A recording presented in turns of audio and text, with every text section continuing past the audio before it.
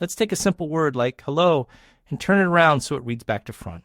We want ole. The easy way in most languages is a built-in reverse, but the real lesson here is how to do it ourselves, swapping characters from the two ends toward the middle. Here is the trick with 2 pointers. We put one pointer at the very start and one at the very end. We swap those 2 characters, then move the left pointer 1 step right and the right pointer 1 step left. We keep going while the left pointer is still before the right one. When they meet in the middle, every character has been swapped into its mirror position and the string is reversed. Strings can't be changed in place in Python, so first we turn the string into a list of characters.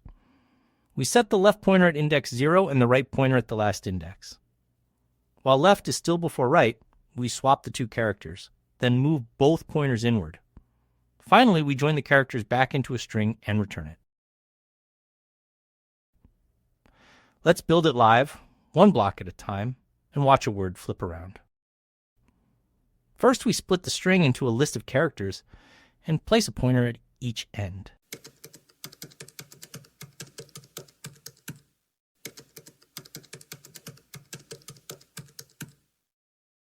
While the pointers haven't met, swap the 2 characters and step both of them toward the middle.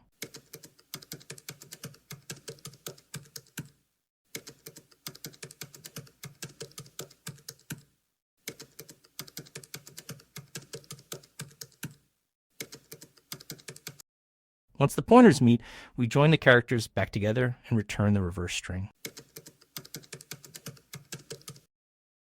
Now let's test it and hit run.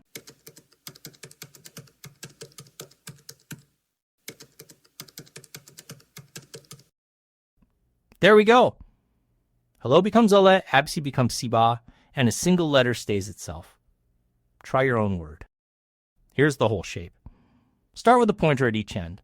While the left one is still before the right one, swap the 2 characters and move both inward. When they cross, join everything back and return the result.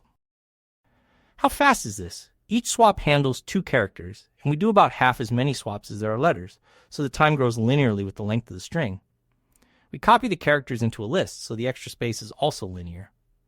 If the language let us edit the string in place, the space would be constant. A few things to keep straight. Loop while left is strictly less than right. Otherwise, you swap the middle character with itself and waste a step, or worse, overshoot. Remember that strings in Python can't be edited directly, so we work on a list and join at the end.